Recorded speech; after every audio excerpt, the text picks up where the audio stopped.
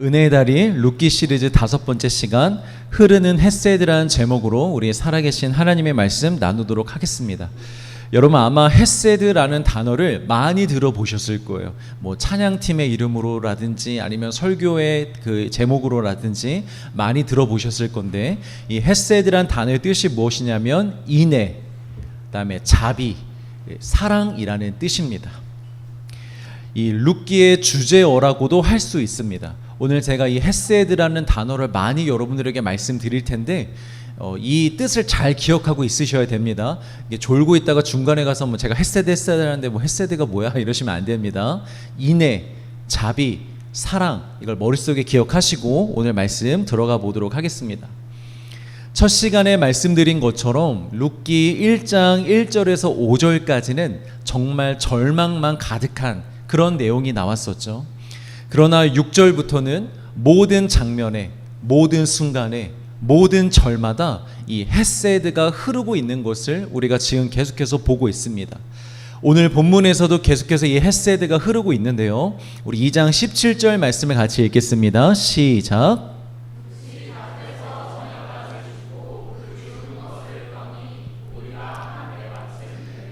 자, 보아스로부터 헷세드를 받은 룻, 그래서 이삭을 주었잖아요. 그러면 이삭 죽기의 최종 스코어 얼마일까요? 한 에바는 약 22리터입니다. 그리고 이거를 키로수로 환산을 하면 대략 20kg 정도 되는 무게의 보리를 주은 거예요. 이 쌀 한 반가마니 정도 되는 양이죠. 뭐 농사 전체로 보면 큰 숫자는 아닐 수 있겠지만 룻의 입장에서 보면, 이삭 죽기를 한 한 여인의 입장에서 보면 엄청난 양입니다. 룻은 정식 추수꾼이 아니었습니다. 뭐 낯을 들고 이 곡식의 단을 한 번에 움켜쥐은 다음에 열심히 배워가면서 그렇게 정식으로 이 이삭을 거둔 게 아니라 땅에 떨어진 한 알 한 알의 그 나달들을 주워 담은 게 20kg이나 됐다라는 거예요. 제가 한번 챗 GPT에게 물어봤어요. 22리터 정도의 보리알은 몇 알 정도 되는 거야? 실제로 몇 알 정도가 되는지를 제가 챗 GPT에 물어봤거든요. 근데 설마 했는데 정말 다 계산해 주더라고요. 챗 GPT가 이렇게 대답합니다. 부피를 기준으로 22리터의 부피라면 약 31만 알, 31만 알의 보리가 되는 거고, 그 다음에 무게를 기준으로 하면 약 45만 알이라고 합니다. 그러니까 평균치로 따져보면 대략 37만 알을 모은 거예요. 어떻게? 한 알 한 알씩 주어서. 여러분 한 알씩 주어서 여러분 37만 알을 모은다고 생각해 보십시오. 그러니까 우리가 지난주에도 봤지만 룻이 새벽 6시부터 오후 늦게까지 하루 왼종일 앉아서 그것만 주운 거예요. 일단 룻도 참 독합니다. 이게 얼마나 힘들었을까 이게. 중간에 좀 적당히 하고 돌아갈 수도 있고 내일 다시 와서 할 수도 있잖아요. 이렇게 은혜를 베풀어 주는데 내일이라고 문정박대하겠어요? 내일 또 오면 되는데 룻은 그렇지 않아요. 힘들어도 열심히 37만 알을 줍습니다. 그리고 여러분 20kg를 그 밭에서부터 집까지 들고 왔다고 생각해 보세요. 그때 당시에 무슨 운반 수단이 있었겠어요? 그 여인이 그걸 다 들고 왔다고요. 우리 자매들에게 질문합니다. 헬스장 가서 20kg 되는 무게를 한번 들어보신 분 계십니까? 쌀 반가마니 한번 들어보신 분 계십니까? 뭐 들 수는 있을 것 같아요. 여러분들 이렇게 보면은 드실 수는 있을 것 같아. 그런데 그걸 들고 밭에서 집까지 가는 거는 굉장히 힘든 일입니다. 여러분 우리 삶의 은혜가 절대적으로 필요한 것은 맞지만 여러분 기본적으로 성실하셔야 됩니다. 이번 주 테바워십에 말씀 나눴지만 크로노스, 일상을 성실하게 잘 감당하는 자들이 카이로스, 하나님의 은혜도 받을 수 있는 것이죠. 여러분 만약에 룻이 잔머리를 쓰는 사람이고 자기 이익을 먼저 생각하는 사람, 그리고 게으른 사람이었다면 아마 이 룻기의 주인공이 못 됐을 거예요. 애초에 가부가 된 시어머니를 모시겠다고 따라오지 않았겠죠. 이스라엘로. 만약에 왔다고 쳐도 이삭을 주우러 갔을까요? 안 갔을 것 같아요. 그냥 고민만 하고 신세 타령만 하고, 어머니 여기 어머니 고향에 왔는데 뭐 우리 도와줄 사람 없습니까? 제가 꼭 이삭을 주우러 가야 됩니까? 하면서 신세 타령을 하고 그렇게 고민만 하고 있었을 것 같아요. 근데 만약 주우러 갔다고 쳐도 한두 시간만 적당히 일하다가 힘들면 그냥 돌아오지 않았을까요? 그냥 오늘 먹을 정도는 되겠다, 오늘 어머니랑 새끼 정도 먹을 정도, 이 정도면 되겠다 하고 한두 시간만 하고 돌아오지 않았을까요? 그렇게 됐다면 여러분, 보아스도 못 만났을 거예요. 왜냐하면 보아스가 언제 이 밭으로 오냐면, 지난주 말씀에도 봤었지만 룻이 한참 열심히 일하고 있을 때 옵니다. 처음부터 온 게 아니고요, 룻이 이미 5시간 6시간 동안 열심히 일을 하고 있는 그 중간에 보아스가 와서 룻을 만나게 됩니다. 그러니까 한두 시간만 하고 돌아갔었으면 보아스를 만났다 못 만났다? 못 만났다. 특세 하루만 참여하고 이틀만 참여하면 하나님 만난다 못 만난다? 못 만난다. 끝까지 참여하셔야 되는 거예요. 성실하게 끝까지 해봐야 하나님도 만날 수 있는 것입니다. 왜 그런 말이 있잖아요, 여러분. 강한 사람이 오래 가는 것이 아니라 오래 가는 사람이 강한 사람이다. 오래 간다는 게 무슨 말이에요? 성실하다는 말이죠. 성실해야 오래 할 수 있는 거잖아요. 내가 하는 일과 내게 주어진 삶이 당장은 특별하지 않은 것처럼 보이고 특출난 일이 아닌 것 같다 할지라도 나에게 주어진 일, 내게 맡겨진 일, 그 일들을 믿음 안에서 성실히 감당하다 보면 먼저는 그 자체가 너무 존귀하고 귀한 것입니다, 여러분. 작은 일에 열심히 하는 사람들이 가장 귀한 사람들이에요. 그리고 그 귀한 일 이후에 하나님의 특별한 은혜도 부어지는 것입니다. 여러분들 잘 알고 계실 텐데 평양 대부흥운동 잘 알고 있으시죠? 이게 어느 날 갑자기 한 번에 일어난 사건이 아닙니다. 당시에 북쪽에 원산이라는 지역이 있었는데요, 이 당시 이 지역에 선교사님들이 몇 분이 와 계셨어요. 그런데 그 중에 화이트라는 선교사님과 맥컬리라는 선교사님이 계셨는데 두 분 다 여성이었습니다. 그런데 어느 날 이 선교사님 두 분이 우리가 이렇게 조성 땅에 선교를 하러 왔는데 당장에 뭘 할 수 있는 일은 많지 않고 우리 모여서 매일마다 기도합시다 라고 이 두 선교사님이 작정을 하고 그때부터 집에 모여서 기도를 하기 시작합니다. 기도의 목적은 오직 하나였습니다. 조선 땅이 복음화가 되게 하여 주시옵소서. 그런데 여러분, 이 기도 모임에 누가 주목했겠어요? 선교사님도 몇 분 계시지도 않을 뿐더러 조선인들이 그 기도하는 모습을 보고 뭐 어떤 감동이 있었겠습니까? 후원해 주는 이도 없었고 응원해 주는 이도 없었습니다. 알아주는 이도 없어요. 무엇보다 그렇게 기도한다고 해서 일주일, 한 달, 몇 달을 기도해도 특별한 일이 일어나지 않습니다. 그런데 그렇다고 이 두 선교사님이 기도를 멈추지 않으셨어요. 끝까지 계속해서 실망하지 않고 이 기도를 이어갑니다. 그런데 어느 날부터인가 갑자기 사람들이 이 기도 모임에 오기 시작했어요. 한 사람, 두 사람, 한 가정이 오고 이 조선인들이 기도 모임에 참여하기 시작했어요. 그러다가 마치 작은 불씨가 바람에 의해서 갑자기 큰 불이 내듯이 그 작은 기도 모임이 갑자기 성령의 바람이 불어서 큰 기도 모임으로 바뀌게 되고 결국에는 평양 대부흥운동까지 일어나게 되는 엄청난 역사를 보게 됩니다. 여러분 기억하십시오. 일상을 믿음 안에서 성실하게 살아낼 때 은혜가 임하는 줄 믿으시길 바랍니다. 특별한 집회나 특별한 기회를 기다리지 마시고 여러분 매주 있는 우리 교회의 이 공예배에 성실하게 참여해 보십시오. 여러분 그 성실함 위에 하나님의 특별한 은혜가 임합니다. 여러분 우리에게 뭐 특별한 집회가 필요한 게 아니에요. 특별한 강사가 필요한 게 아니에요. 매주 드려지는 우리 함께 드리는 그 예배들, 그 일상의 예배 속에서 여러분들이 성실히 하나님께 은혜를 구하고 성실하게 예배하고 진실하게 나아가다 보면 하나님께서 이곳에 특별한 은혜를 부어주시는 것입니다. 또 여러분 매주 있는 소그룹 시간에 최선을 다하십시오. 소그룹원들의 이야기를 귀담아 들어주시고 성실하게 여러분들 중보해 주세요. 여러분 기도 제목 매주마다 나누잖아요. 그런데 집에 가서 얼마나 정말 과연 우리가 그걸 기도할까요? 그런데 오늘부터 한번 성실하게 정말 중보 기도해 보십시오. 아마 소그룹 안에 놀라운 역사들이 일어날 것입니다. 여러분들의 기도가 응답되는 것을 경험할 것입니다. 그리고 여러분들의 소그룹이 나에게 있어서 가장 강력하고 좋은 동역자들이 되어줄 줄 믿습니다. 자, 또 그 외에 삶 속에서 반복되는 작은 신앙적인 습관들에 여러분 성실하게 임하십시오. 그것이 여러분들에게 가장 강력한 능력이 되고 힘이 되고 은혜의 통로가 될 것입니다. 제가 이렇게 주변 사람들을 봐도요, 은혜를 받기는 다 받는데 그 은혜가 끊이지 않고 옛날 모습으로 돌아가지 않고 오히려 더 날이 갈수록 성장하고 은혜 속에서 살아가는 사람들을 보면 공통점이 하나가 있어요. 여러분, 그게 뭔지 아세요? 애초에 받은 은혜가 다른 은혜가 아니에요. 그 사람들이 더 큰 은혜를 받았기 때문이 아니에요. 그 사람들은요, 습관이 있어요.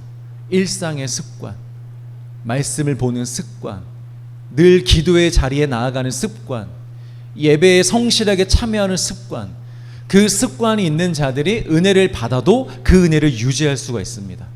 그런데 이 습관이 없는 자들, 필요할 때만 예배 나오고 필요할 때만 기도하는 자들, 필요할 때만 말씀 보는 자들, 늘 세상의 피곤함과 그런 세상의 유혹에 넘어지고 타협하는 이런 성도들은요, 은혜를 받아도 3일, 길어야 일주일, 좀 너무했나요 제가? 한 달, 얼마 가지 않아 또다시 옛날 모습으로 돌아가는 것을 너무나 많이 보았습니다. 사랑하는 성도 여러분, 우리 일상에 집중할 수 있길 주의 이름으로 축복합니다. 우리 작은 습관이라도 그 습관들 잘 지켜가면서 우리에게 주신 은혜를 우리가 오랫동안 누릴 수 있길 바랍니다. 자, 이렇게 성실하게 이삭을 줍는 룻에게 하나님의 은혜가 임합니다. 룻이 비록 성실하게 일하기는 했지만 여러분, 그래도 아무리 성실하게 일해도요, 이 한 에바 37만 개의 이삭을 줍는 건 사실은 불가능한 거예요. 여러분, 이것이 가능했던 이유는 헤세드가 있었기 때문입니다. 어떤 헤세드가 있었나요? 보아스가 종들을 시켜서 룻이 이삭을 주울 때 그 앞에다가 이삭을 떨어뜨려 놓으라 그랬어요. 그냥 자연스럽게 떨어진 이삭 말고 이 룻이 더 많은 그 이삭을 주울 수 있도록 종들에게 그 앞에다가 이 이삭을 일부러 떨어뜨려 놓으라 그랬어요. 그러니까 여기서 몇 알, 원래 같았으면 8알 줄, 이 구역에서 8알 줄 것을 이 구역에서 그 자리에서 1000개를 줍게 되고, 이런 은혜가 있었기 때문에 하루에 37만 개의 그 이삭을 주울 수가 있었던 것이죠. 마태복음 15장에 보면 여러분, 가나안 여인의 이야기가 나옵니다. 이방 여인으로서 유대인이 예수님에게 은혜를 구하는 것은 당시에는 합당하지 않은 일이었습니다. 그래서 예수님도 이 여인에게 뭐라고 합니까? 내가 온 것은 유대인들을 위해서 온 거야, 이방인들을 위해서 온 게 아니야 라고 이 여인에게 얘기를 하죠. 물론 예수님이 온 세상을 위해 오셨지만 그러나 아직 십자가를 지시기 전이기 때문에 이방인들의 문이 아직 열리지 않았다는 거예요. 아직 때가 아니라는 거예요. 그런데 이때 여인이 뭐라고 합니까? 우리 마태복음 15장 27절 있습니다. 시작.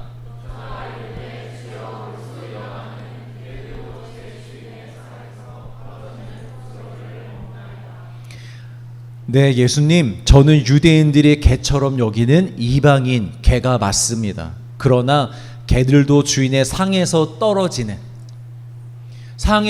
떨어지는 부스러기는 먹을 수 있습니다. 그러니 저에게 그 부스러기라도 떨어뜨려 주시겠습니까? 마치 보아스의 종들이 룻 앞에 이삭을 떨어뜨려 줬던 것처럼 이 여인 또한 주님, 나에게 부스러기의 은혜라도 떨어뜨려 주시겠습니까? 라고 구하고 있는 거예요. 이 말을 듣고 예수님이요, 아주 크게 기뻐하시고 이 믿음을 칭찬하십니다. 사랑하는 성도 여러분, 하나님이 우리에게 기본적으로 큰 은혜를 주셨습니다. 우리의 죄값을 대신 치러 주셨고, 우리의 모든 죄를 용서해 주셨고, 우리를 구원하여 주셨습니다. 그래서 우리 모두는 반드시 영원한 나라에 들어가게 될 것입니다. 할렐루야. 그리고 그 감격과 감동으로 이 땅을 살아가는 동안 성령의 충만함을 받아 복음도 전하는 삶을 살 것이고, 영혼을 살리는 그 영광스러운 일들도 우리가 하게 될 것입니다. 이 모든 것이 죄인이었던 우리에게 임한 큰 은혜입니다. 압도적인 은혜이고 강력한 은혜입니다. 그런데 여러분, 이렇게 영적이고 큰 은혜만 우리가 받는 것은 아니에요. 우리가 천국에 가기도 하지만 여러분, 이 땅에서 사는 동안 동시에 또 먹고 살아야 하잖아요. 그런 삶을 살아가야 합니다. 각자의 밭에서 열심히 성실히 일하며 살아가야 하는 것이죠. 그리고 그 삶에서도 은혜는 필요합니다. 우리의 성실과 노력만으로는 우리도 힘이 듭니다, 여러분. 다 채울 수가 없습니다. 여러분, 직장에서 우리가 하나님의 은혜가 다 필요하잖아요. 그래서 여기에 주시는 하나님의 은혜가 있습니다, 여러분. 떨어뜨려 주시는 은혜, 부스러기의 은혜가 우리에게 있다라는 거예요. 그런데 이 은혜는 가만히 게을리 앉아 있을 때 하늘에서 만나처럼 뚝 떨어지는 은혜가 아닙니다, 여러분. 성실하게 달려가고 있을 때, 성실하게 내일을 감당하고 있을 때 그 길 위에 떨어뜨려 주시는 은혜입니다. 우리가 노력한 것보다, 우리의 실력보다, 우리가 예상하고 계획한 것보다, 내가 준비한 것보다 더 많은 것을 이루게 하시고 더 많은 것을 얻게 하시는 은혜, 이 은혜가 우리에게 필요한 줄 믿습니다. 제가 지금까지 약 15년을 사역을 해왔는데요, 돌아보면 정말 모든 것이 하나님의 은혜였습니다. 분명 제가 가진 능력과 실력과 노력보다 훨씬 더 많은 은혜 속에서 열매를 맺게 하셨어요. 물론 하나님의 일이기에 하나님의 뜻대로 이루어지는 일들이겠지만, 사람을 통하여 일하시는 부분을 두고 생각해 보자면 정말 제가 했던 모든 사역지마다, 모든 사역마다 하나님께서 함께 하셨고, 그 가운데 은혜들을 많이 떨어뜨려 주셨어요. 지혜를 주시고 말씀을 주시고 사람을 붙여주시고, 그러면서 지금까지 이렇게 사역을 할 수 있게 되었습니다. 물론 이 땅에서 여러분, 우리의 삶이 막 드라마 주인공같이 드라마틱하게 변하고 대단히 막 우리 인생이 성공하고 다니엘 기도의 강사로 서는 그런 일은 거의 없을 거예요, 여러분. 몇 사람은 있겠지만 전 세계에서 몇 사람일 거고 우리나라에서 몇 사람이겠죠. 그런데 그게 너야, 빠두빠 두비두바, 바로 너야. 저 이런 설교는 못하겠어요, 여러분. 여러분들이 기도하고 열심히 하나님을 섬기면 다 그렇게 된다라고 말씀드리지 못하겠어요. 가능해도 우리가 그런 것을 너무 바라거나 그런 것에 믿는 일에 집중하지 않았으면 좋겠어요. 왜냐하면 예수님이 그런 기적을 베푸시고자 십자가에 달려 죽으신 게 아니기 때문입니다.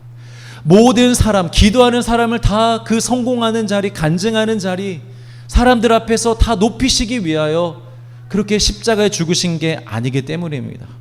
그러나 그 정도의 은혜는 아니라 할지라도 분명히 우리 각자의 직장과 각자의 가정과 각자의 삶에서 우리가 성실하게 살다 보면, 하나님의 은혜를 의지하여 그 은혜를 간구하며 살다 보면 분명히 우리에게 필요한 은혜를 하나님께서 허락해 주신다라는 것이죠. 우리가 하는 일을 형통케 하여 주시고, 내가 일한 것보다, 생각한 것보다, 할 수 있다고 믿었던 것보다 그 이상을 이루게 하실 수 있다라는 거예요. 그 하나님의 은혜를 믿으시길 주의 이름으로 축복합니다. 믿음으로 각자의 삶에서 열심히 사시길 바랍니다. 다시 말씀으로 돌아옵시다. 이제 나오미의 반응을 좀 볼게요. 아마 처음에 룻이 이삭을 주우러 간다고 했을 때 나오미는 뭘 상상했을까? 제가 이렇게 한번 묵상해 보니까 크게 바라진 않았을 것 같아요. 한 그릇 정도? 하루 먹을 정도의 양만 룻이 가져올 수 있다면 다행이겠다라고 생각하고 있었을 것 같습니다. 근데 룻이 한 에바 자루를 끌고 오자, 당장 먹을 수 있는 음식 또한 가져오자 이 나오미가 깜짝 놀랍니다. 아니, 대체 어디서 일했길래 이렇게 많은 곡식을 네가 갖고 올 수 있었니? 라고 물어봅니다. 그러자 이 룻이 보아스라는 이름을 꺼내고 그 보아스가 나에게 은혜를 베풀었다고 합니다. 그러자 나오미가 이렇게 이야기합니다. 2장 20절 시작.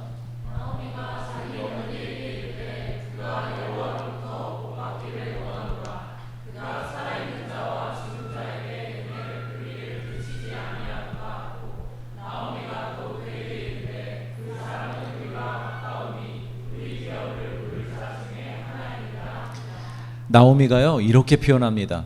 보아스가 살아있는 자와 죽은 자에게 은혜를 베풀었도다. 살아있는 자와 죽은 자에게. 여기서 살아있는 자는 나오미와 룻을 말하는 것은 우리가 다 알고 있을 테고, 그럼 죽은 자는 누굴 말하는 걸까요? 네, 자신의 남편과 두 아들을 얘기하는 거예요. 그러니까 룻이 우리뿐만이 아니라 죽은 자들을 위해서도 은혜를 베풀었다라는 거죠. 자, 여기서 산자들에게 은혜를 베푼 것은 맞는 말인데 죽은 자에게 은혜를 베풀었다는 말이 무슨 말일까요? 뭐 이 남편과 두 아들이 하늘에서 나오미와 룻을 보며 미안해하고 슬퍼하고 있을 텐데 이렇게 은혜를 받는 모습을 보며 그들이 이제 안도하게 될 수 있다는 표현일까요? 아닙니다, 여러분. 그런 순수하고 감성적인 이야기가 아닙니다. 성경은 여러분 분명 사랑과 은혜의 책이지만 감성적인 책은 아니에요. 사랑이 있고 은혜가 있고 헤세드가 있지만 막 감성적으로 이야기가 흘러가지 않는다라는 거죠. 성경은 매우 현실적인 책입니다. 그리고 성경은 매우 구체적인 책입니다. 예를 들어 예수님이 자신이 죽으셔야 하는 것에 대해서 제자들에게 말씀하실 때도 제자들에게 감성적으로 말씀하지 않으세요. 내가 너희를 위해서라면 기꺼이 죽을 수 있어. 내가 너희를 너무 사랑해. 나 그래서 죽는 거야. 걱정 마. 너에게 곧 돌아올 거야. I will be back. 이렇게 말씀하시지 않으셨다라는 거죠. 예수님은 뭐라고 말씀하셨냐면 이건 아버지의 뜻이야. 내가 죽어야 의를 이룰 수 있어. 매우 현실적이고 법적인 이야기들을 하셨습니다. 여러분 나오미도 마찬가지입니다. 감성적인 감사의 고백이 아니에요. 매우 현실적이고 법적인 이야기였습니다. 20절 뒤에를 보세요. 보아스가 누구다? 기업 물을 자다. 그래서 감사한 거예요. 죽은 자들에게. 우리 룻기 두 번째 시간에 말씀드렸던 것 같아요. 고엘 여러분 기억하시죠? 그때는 제가 씨를 잇기 위한 법 계대법으로만 고엘을 설명드렸었는데 사실 이 고엘은요 좀 더 큰 개념을 가진 법입니다. 이스라엘 율법에 따르면 단순히 자손이 끊어진 것을 이어주는 것뿐만이 아니라 가난해서 토지를 잃었거나 가난해서 노예로 팔려가게 되었을 때 가장 가까운 친척이 나서서 대신 값을 치러줘야 되는 거예요. 그래서 땅을 대신 찾아주고 노예에서 다시 풀려날 수 있도록 신분을 회복할 수 있도록 친척들이 도와줘야 되는 법, 그것까지 포함된 법이 바로 고엘이라는 법입니다. 핵심은 이거예요. 값을 대신 치러줌으로 인해서 가문과 땅과 신분을 회복시켜 주는 것입니다. 나오미가 정확히 이 법을 알고 말하고 있는 거예요. 보아스는 우리 집에 이 남자들의 친족으로서 우리의 가문을 회복시켜줄 의무와 책임이 있는 자이니 그에게 은혜를 입자는 것입니다. 여러분 이것이 혹시 어떻게 들립니까? 이 성경적인 배경을 모르고 우리의 문화로 보면 그런 생각도 할 수 있을 것 같아요. 아, 나오미 너무 양심이 없는 거 아니야? 아니 어떻게 친척이라는 이유만으로 저렇게 당당하게 도움을 기대할 수가 있지? 라고 생각할 수도 있지 않을까요? 여러분 한번 예를 들어 상상해 보시겠어요? 나의 친척 중에 누군가 나에게 찾아와서 야 내가 뭐 하다가 좀 돈도 잃고 땅도 잃고 집도 잃고 뭐 다 잃었거든? 근데 너 내 친척이잖아. 나 좀 도와. 네가 도와. 네가 가서 다시 내 집을 찾아주고 네가 이걸 다 대출 다시 갚아주고 다 해줘 라고 여러분들에게 요구한다면 여러분 어떠실 것 같으세요? 네, 아무리 우리가 가족을 사랑하고 친척을 사랑해도요 이건 쉬운 일은 아닙니다. 물론 해줄 수 있는 사람도 있겠지만 거의 대부분이 정중하게 거절을 하거나 외면할 수밖에 없는 상황이죠. 그러나 이 당시의 문화와 하나님의 율법으로는요, 이게 너무 당연했다라는 거죠.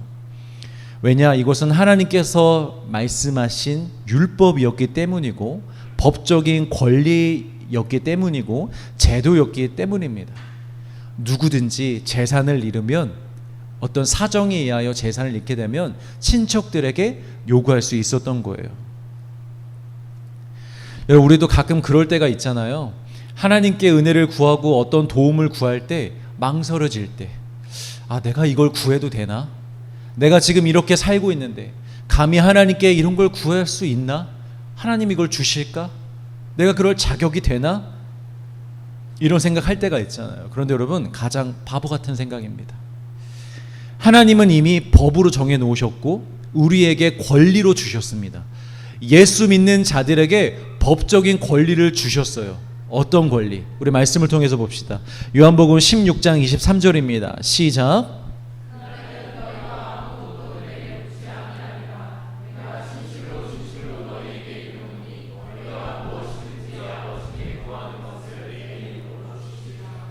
여러분, 우리에게 어떤 권리가 있습니까?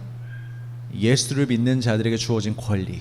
주의 이름으로 하나님께 무엇이든지 구하라. 구하면 하나님이 주시리라. 여러분, 이 주시리라는 말이요, 주실 수도 있으니 한번 기도해봐. 하나님이 감동하시면, 하나님이 뭔가 마음이 맞으시면 너희들에게 주실 수도 있으니 기도해봐 라는 정도의 말이 아니에요. 하나님은 반드시 너에게 주실 수밖에 없어. 하나님은 반드시 너에게 주실 거야. 왜냐? 이건 법이기 때문에. 하나님께서 이루신 법이기 때문에.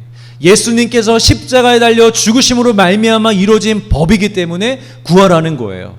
그러면 하나님이 주시겠다라는 것입니다. 할렐루야. 여러분, 이 법적인 권리를 왜 낭비하십니까? 왜 이것으로 고민하십니까? 여러분, 예를 들어 우리가 대통령 투표 선거를 안 했다고 해서 국가에서 지원금을 주겠다는데 신청 안 할 사람이 있습니까? 나는 이번에 투표도 못 했는데 국가 지원금을 받을 자격이 없어 하면서 지원 안 할 사람이 있습니까? 아니잖아요. 권리가 있잖아요. 받을 수 있는 그 권리 때문에 우리가 또 신청하고 받는 거잖아요. 마찬가지예요, 여러분. 비록 우리가 조금 연약하게 살고 부족하게 살고 하나님의 마음에 다 들지 못하게 산다 할지라도 예수님이 우리를 위하여 죽으셨기 때문에, 예수님이 우리를 위하여 의를 이루셨기 때문에 우리가 그거 의지하여 그 권리를 믿고 하나님께 구할 수 있는 것입니다. 여러분, 그 권리를 가지고 하나님께 담대히 나아가시길 주의 이름으로 축복합니다. 물론 정욕적이고 세상적이고 구하면 그건 하나님이 하시겠지만, 영적인 거, 여러분 정말 필요한 것들을 예수님의 이름으로 구하십시오. 얻게 될 줄 믿습니다. 자, 룻기 3장 1절 말씀을 같이 읽겠습니다. 시작.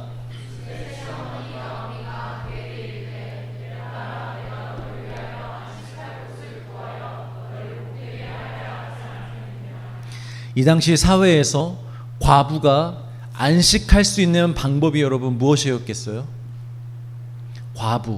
과부가 안식할 수 있는 방법 무엇이었겠습니까?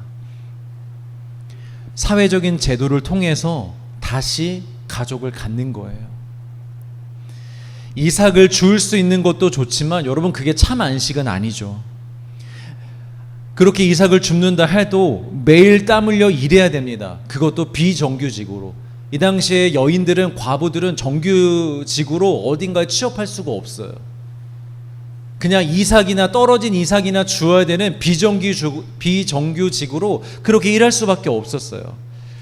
그리고 하루 벌어 하루 살아야 하고, 또 몸이 아프거나 하면 대신 일해줄 사람도 없습니다. 자신을 돌봐줄 사람도 없습니다. 그렇게 살아갈 수는 있지만 여인의 홀몸으로 늘 불안하고 위태로운 삶을 살 수밖에 없다는 거죠.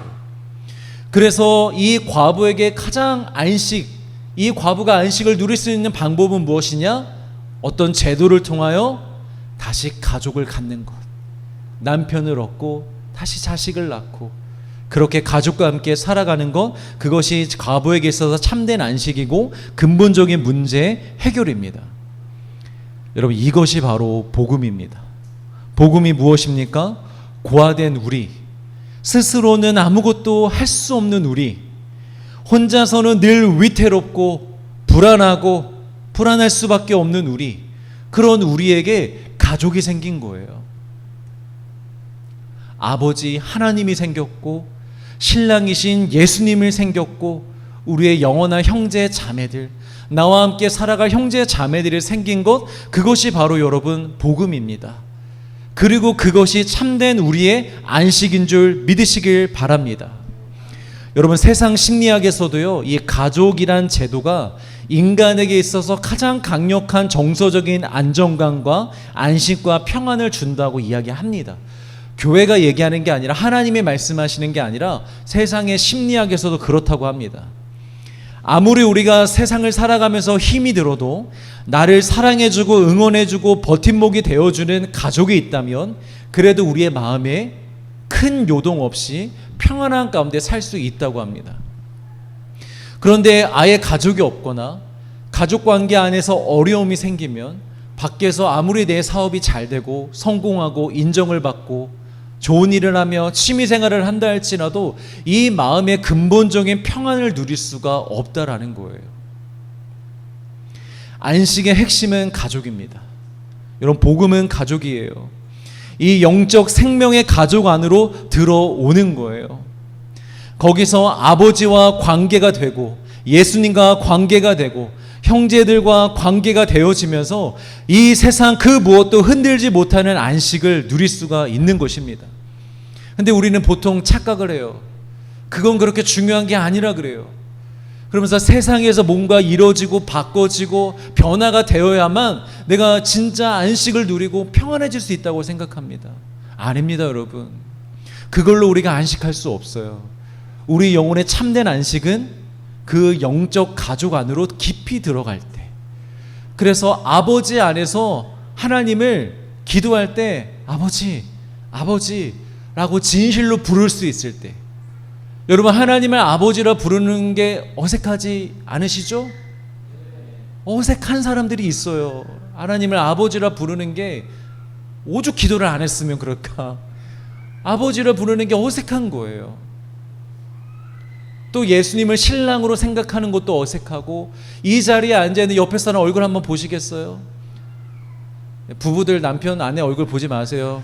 지금 다른 가족 말고 다른 사람들 얼굴 보세요. 여러분, 정말 그 사람들이 나의 형제 자매로 느껴지십니까? 제가 늘 말씀드리잖아요. 이 땅에 육신의 피가 섞인 혈육도 엄청 끈끈한데, 여러분, 우리는 예수님의 보혈의 피로 묶인 자들이잖아요. 사실은 더 끈끈하고 그게 진짜 가족인 거예요.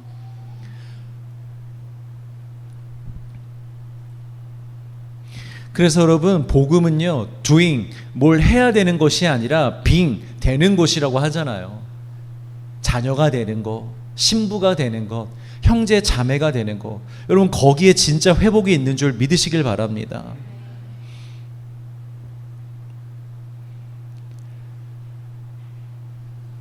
자, 2절부터는 본격적인 고엘 프로젝트가 시작이 되는데요. 우리 말씀이 좀 길지만 2절부터 4절까지 같이 한번 읽어보겠습니다. 시작.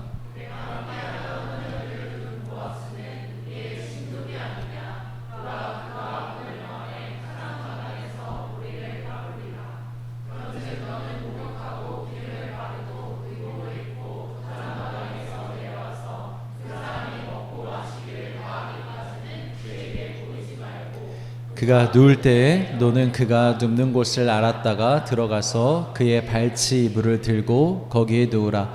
그가 내 할 일을 내게 알게 하리라 하니. 자, 어떻게 보면 나오미가 굉장히 여우 같고, 그리고 매우 인간적인 방법의 작전을 짠 것처럼 보일 수 있습니다. 그런데 역시 이것도 이 당시의 문화적인 배경으로 봐야 됩니다. 우선 당시의 추수철에는요, 이 타작마당에서 보리를 까부는 시간, 탁탁 치면서 바람에 의해서 껍데기는 날아가고 이삭만 남기는 그 타작을 하는 시간이 언제였냐면 저녁 5시에서 6시 사이였습니다. 왜냐? 이때가 가장 바람이 많이 불었거든요. 그래서 이렇게 5시, 6시에 이렇게 일을 하다 보면 금방 해가 지는 거예요. 그리고 당시에 집 주인도 물론 집이 있지만 그 어두워진 밤에 집으로 가는 게 어렵기 때문에 이 타작하는 시기, 이 추수철에는 이 타작마당에다가 텐트를 치고 거기서 잠을 잤습니다. 종들과 이 밭의 주인들도. 그래서 지금 보아스가 나오미가 그런 얘기를 하는 거예요. 타작마당에 가라고. 거기서 보아스의 텐트에 들어가라고 말을 해주고 있는 것입니다. 자, 두 번째, 그 사람이 먹고 마시기를 다하기까지 보이지 말라고 했는데 어떤 사람들이 얘기하는 걸 보니까 이 부분을 보고 나오미가 밀당을 할 줄 안다. 그래서 눈에 띄던 룻이 보이지 않으면 이 보아스가 궁금증이 생길 거다. 이 보아스가 어디 갔지? 하루 종일 왜 안 보이지? 이러고 있다가 밤에 갑자기 짠 하고 나타나면 이제 보아스의 마음에 심쿵하고 막 그런 마음이 들 수 있다. 이렇게 해석하는 사람도 있는데요. 여러분 전혀 그런 게 아닙니다. 이것은 이 당시에 예절과 관련이 있는 거예요. 당시에 일꾼들이 타작마당에서 일을 마치면 그 뒤에 먹고 마시는 이 참 먹는 시간, 그 시간이에요. 하루 일과를 마무리하면서 휴식과 재충전을 하는 시간이죠. 그런데 그럴 때 갑자기 여인이 샤워를 하고 기름 바르고 등장한다면 그러면 보아스 입장에서는 제대로 쉴 수가 없잖아요. 또 아직까지 사람들이 그 먹는 자리에 함께 있을 수 있기 때문에 이건 여러모로 오해를 살 수 있는 일입니다. 그러니까 오해를 피하고 보아스가 쉴 때 제대로 쉴 수 있도록 예의 있게 그때까지는 나타나지 말아라 라고 얘기를 하는 거예요. 자, 그리고 세 번째, 그가 눕는 곳을 알았다가 잠이 들었을 때 들어가서 그의 발치 이불을 들고 거기 누우라고 합니다. 오늘날의 우리의 관점에서 보면 완전 공포 영화죠, 여러분. 내가 자고 있는데 내 침대 밑에 이불 속에 누가 들어와 있다고 생각해 보십시오. 이것만큼 무서운 게 어디 있습니까? 그런데 여러분 이것도 역시 문화적 배경이 있는 거예요. 이 당시에 발치 이불 속으로 들어온다, 밑으로 이불을 열고 들어온다라는 건 어떤 의미가 있는 거였냐면 내가 같이 자기를 원한다 이런 의미가 아니라 나는 당신의 보호 아래로 들어가고 싶습니다. 고엘이라는 법을 가지고 나를 받아주세요. 나는 당신의 은혜 안에서 당신의 보살핌 안에서 살기를 원한다는 그런 신호로 발치 이불 안에 들어가는 문화가 있었어요. 그러니까 나오미가 꾀를 쓴 게 아니라 머리를 쓴 게 아니라 정확히 사회적인 문화에 따라서 고엘, 이 사회적인 제도를 얻기 위하여 이렇게 하고 있는 것입니다. 자, 8절입니다. 시작.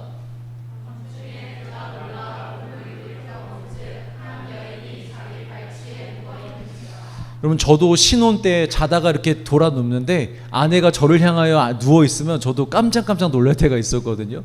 여러분 그래도 놀라는데 갑자기 발밑에 여인이 있었으니 여러분 얼마나 보아스가 놀랐겠습니까? 그리고 이 고엘이라는 제도가 흔하게 일어나는 일이 아니잖아요. 인생에서 한 번 있을까 말까? 대부분의 사람들은 그런 경우가 거의 없습니다. 문화로는 있지만 그만큼 놀란 거죠. 자, 9절입니다. 시작.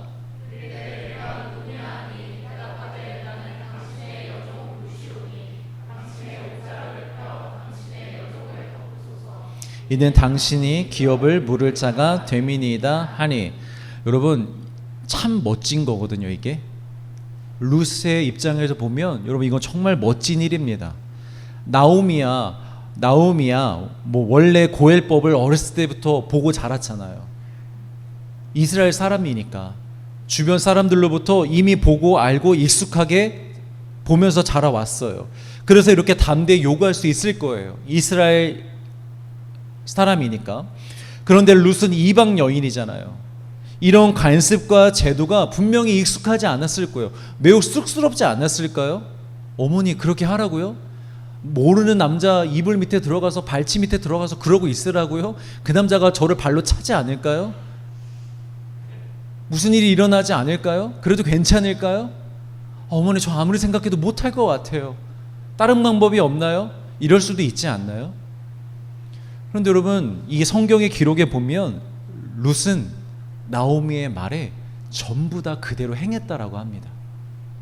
들은 대로, 어머니가 가르쳐 주는 대로, 하나님의 율법대로, 그 말씀대로 그대로 그렇게 순종했다라는 거예요.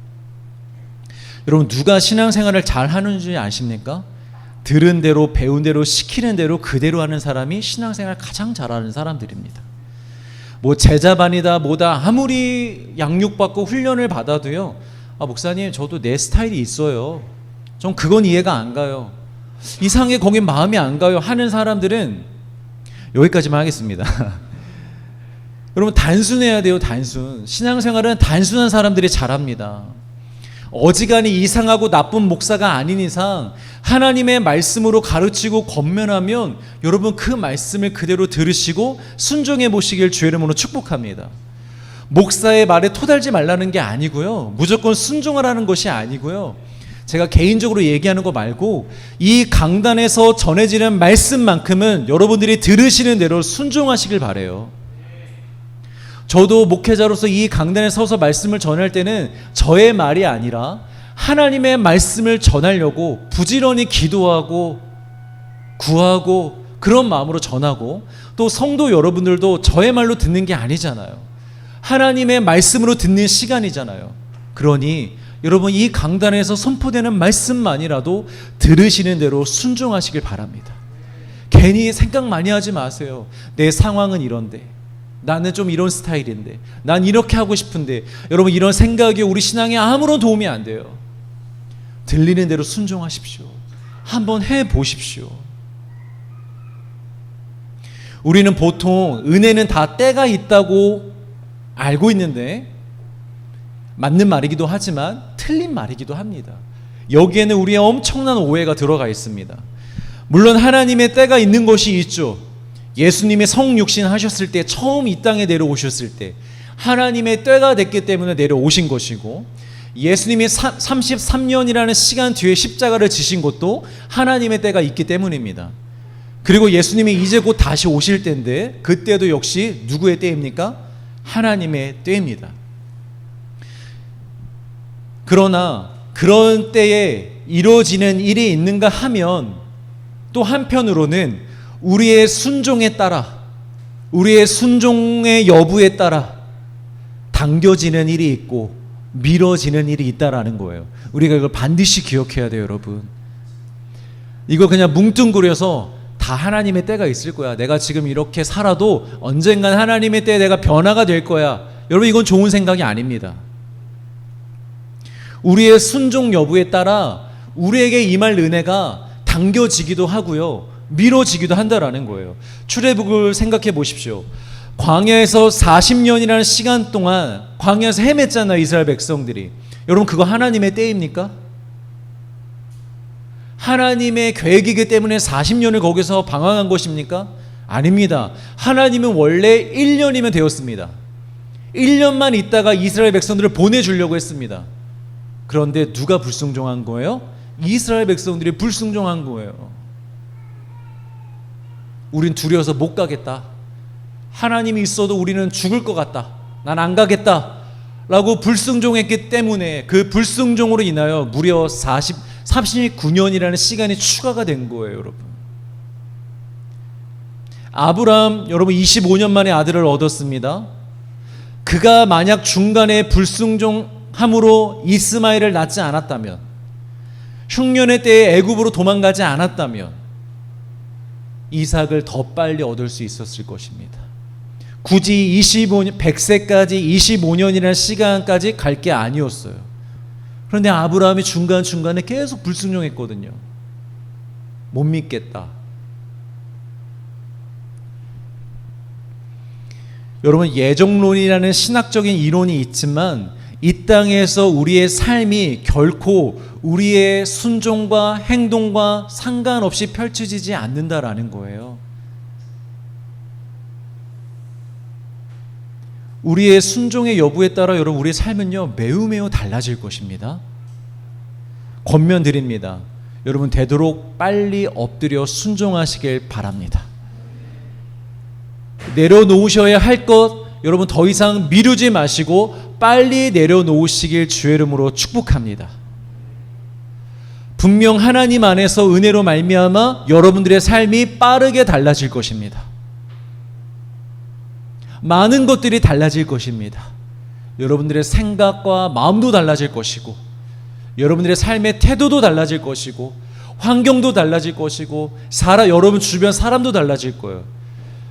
여러분, 우리가 관계에서 어려움이 많잖아요. 제가 지난번에도 말씀드렸지만 이 관계의 가장 큰 문제는 누구다? 보통 나다. 내가 바뀌면 상대도 바뀐다. 그런데 내가 주의 말씀으로 빠르게 변한다고 생각해 보세요, 여러분. 우리 주변의 관계가 바뀌는 거예요. 부모님이 달라지십니다. 남편이 달라지고, 아내가 달라지고, 자녀가 달라지고, 소그룹 원인이 달라지고, 리더가 달라지고, 직장의 동료들이 달라지고, 그런 변화가 임할 수 있다라는 것이죠. 자, 이어서 우리 오늘 본문 10절 말씀 같이 다시 한번 읽겠습니다. 시작.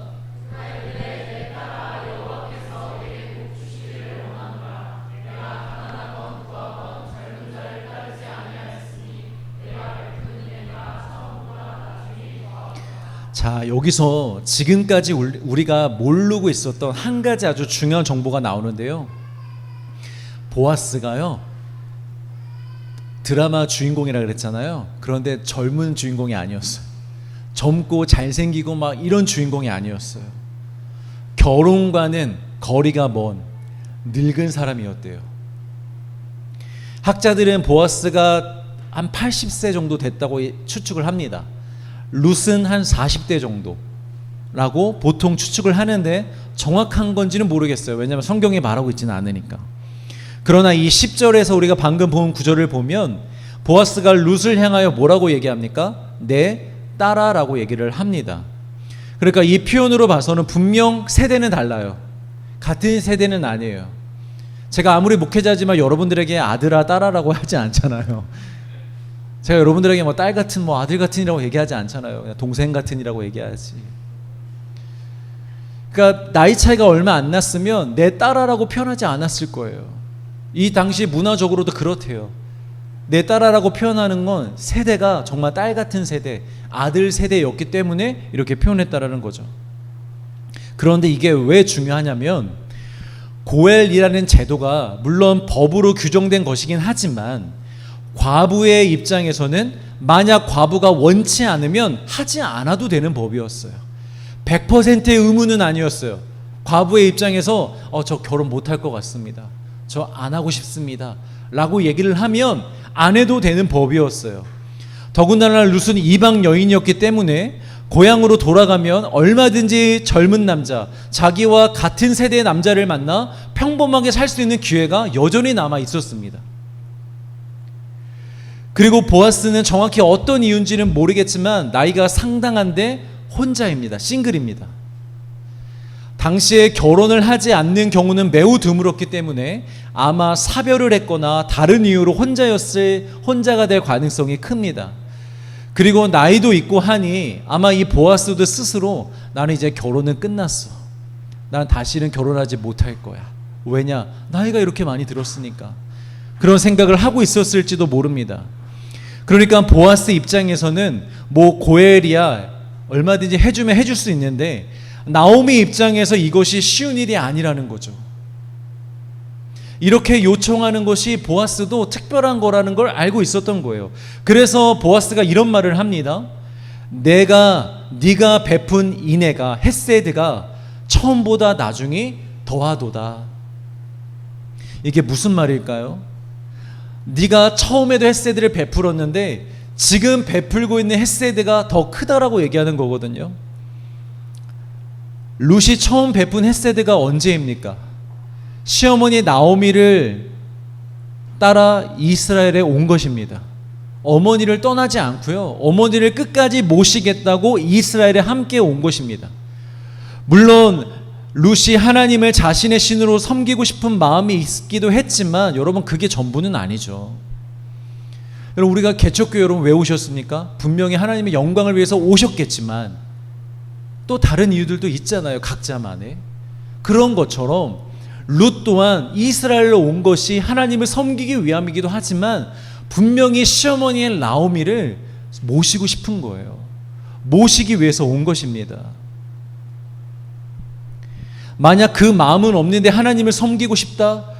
그러면 어머니와 헤어지고 다른 길을 통하여, 다른 통로를 통하여 이스라엘 또 올 기회가 있었죠. 이 당시에 그런 법도 있었어요. 이방인들이 이스라엘 사람이 되고자 한다면, 하나님을 섬기고자 한다면 받아줄 수 있는 법이 있었어요. 그러니까 그런 법을 통해서 이스라엘에 가면 됐죠. 그러니까 분명히 룻은 나오미를 모시고자, 시어머니를 모시고자 이스라엘로 온 것이다. 이것이 바로 룻이 베푼 첫 번째 헤세드, 은혜라는 거죠. 자, 그리고 이제는 시어머니를 모실 뿐만이 아니라 그의 가문을 이어주기 위해, 그 가문의 땅과 명예를 회복시켜 주기 위해 늙은 남자와의 결혼도 마다하지 않고 이렇게 온 것을 보니 너의 헤세드가 지금이 더 크다. 그 가문을 생각하는 너의 그 마음이 지금 더 크구나라고 얘기를 해주고 있는 것입니다. 자, 이제 마지막 정리를 좀 하겠습니다. 여기서 우리는 헤세드의 두 가지 속성을 볼 수 있습니다. 첫 번째, 헤세드, 인애, 자비의 속성 첫 번째가 뭐냐면요, 헤세드는요, 나를 위한 선택을 하지 않고 상대를 위한 선택을 하는 게 바로 헤세드입니다. 룻이 이스라엘에 온 것은 인간적으로 보면 분명히 나오미를 위한 선택입니다. 룻에게는 유익한 게 아무것도 없습니다, 여러분. 룻만 생각한다면 첫 번째 며느리처럼 모압 땅에 남아 있었어야죠. 거기서 결혼하고 가족 꾸리고 가족과 함께 살았어야죠. 아무런 유익이 될 게 없어요. 오로지 나오미만을 위한 선택이었습니다. 그리고 두 번째 헤세드, 가문을 잇기 위하여 늙은 남자와 결혼하는 건 역시도 룻 자신을 위한 선택이 아니에요. 이건 어머니를 위한 선택이고 이 가문을 위한 선택입니다.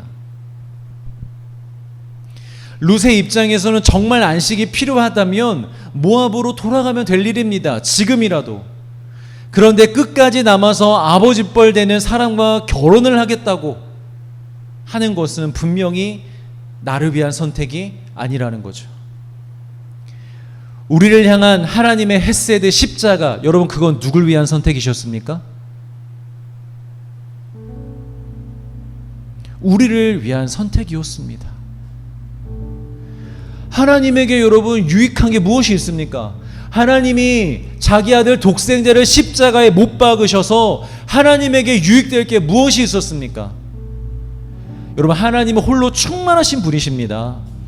하나님은 홀로 완전하신 분이십니다. 우리가 없었어도 하나님은 영광 속에 살아가실 수 있으시며, 우리가 없었어도 하나님은 부족함 없이 영원히 존재하시는 분이셨습니다.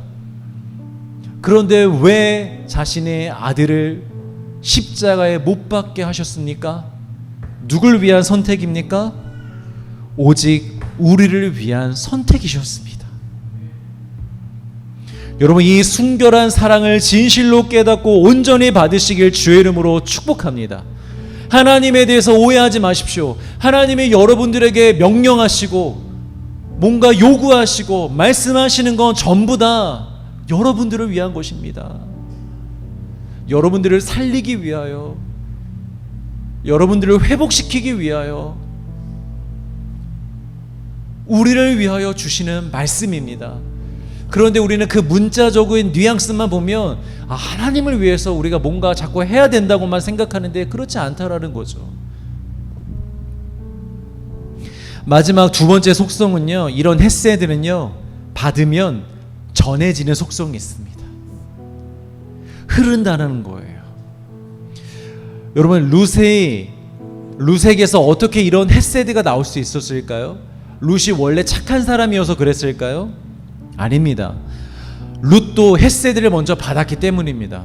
먼저는 시어머니의 사랑이 있었죠. 그녀가 이스라엘로 돌아올 때 자기만 생각했다면 며느리들 보고 돌아가라고 했겠어요, 여러분? 야, 너희들 나 버릴 거야? 이 못된 며느리들아, 너 그냥 갈 거야? 나 혼자 두고? 우리 같이 가자. 이렇게 얘기했을 것 같아요. 보통의 시어머니였다면. 그런데 우리가 알지만 이 나오미는요, 굉장히 좋은 사람입니다. 언제나 며느리들 입장에서 생각합니다. 야, 나를 생각하면 너희가 같이 갔으면 좋겠는데 너희를 생각하면 그러지 마. 돌아가서 너희 삶을 다시 시작해. 괜히 나 따라가서 평생 과부로 살지 말고 가난하게 살지 말고 돌아가. 하나를 보면 열을 난다고 이렇게 며느리를 생각하는 시어머니라면 분명히 이전부터 며느리를 인격적으로 대하고 며느리를 아끼고 사랑해 주었을 것입니다. 그래서 이 며느리들이 처음부터 돌아가지 않겠다고 얘기했던 거예요. 사랑을 받았으니까. 여러분, 목회도 그렇더라고요. 제가 성도들을, 우리 청년들에게 시간을 쓰고 에너지를 쓰고 마음을 쓰고 사랑을 줘야 청년들도 목회자를 믿어주고 신뢰해주고 사랑해주고 따라오는 거더라고요. 나는 사랑을 주지 않으면서 앞에서 그냥 폰만 내면서 말씀만 전하면서 청년들, 성도들로 하여금 그렇게 목회자를 신뢰하게끔 신뢰해달라고 말을 할 수가 없더라고요. 먼저 시어머니에게 사랑을 받았기 때문에 이런 사랑도 흘러갈 수 있는 것입니다. 자, 그리고 또 누가 룻에게 헤세드를 베풀었습니까? 보아스입니다. 룻은 보아스로부터 너무나도 따뜻한 헤세드를 받았습니다. 가장 아픈 상처, 이방 여인으로서 차별받는 상처, 그 상처를요 보아스가 너무 따뜻하게 안아줬어요. 이리 와, 우리와 같이 밥 먹자. 그 식사의 자리, 유대인들의 식사의 자리에 이방 여인을 초청해 줬다고요. 너와 우린 다르지 않아. 같은 사람이야. 같은 하나님께 은혜 받는 자들이야. 우리 가족이야. 너도 여기 와서 밥 먹어. 단순히 배고픔을 채워준 게 아니라 그 여인의 가장 깊었던 상처를 품어준 거예요. 그리고 인간에게 있어서 가장 중요한 배고픔도 채워주었고 당장의 오늘과 내일의 삶을 살 수 있도록 이삭을 넘치도록 주울 수 있게 해줬잖아요. 이런 헤세드를 받았기 때문에 룻이 다시 한번 헤세드로 이 가문을 위하여 이런 선택과 이런 희생을 할 수가 있었던 것입니다. 그래서 여러분, 이 헤세드를 다르게 표현하자면 헤세드는요 닮아가는 거예요. 내가 받은 헤세드, 나에게 준 헤세드, 그 헤세드를 준 사람처럼 나도 닮아가지는 것, 그게 여러분 바로 헤세드입니다. 우리 마지막으로 에베소서 5장 1절과 2절 같이 한번 읽어보겠습니다. 시작.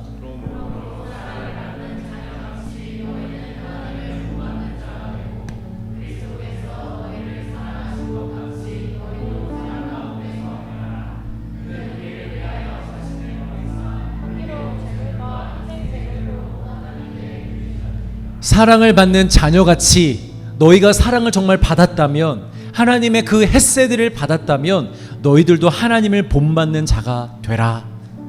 너희들도 헤세드를 베푸며 살아라 라는 거예요.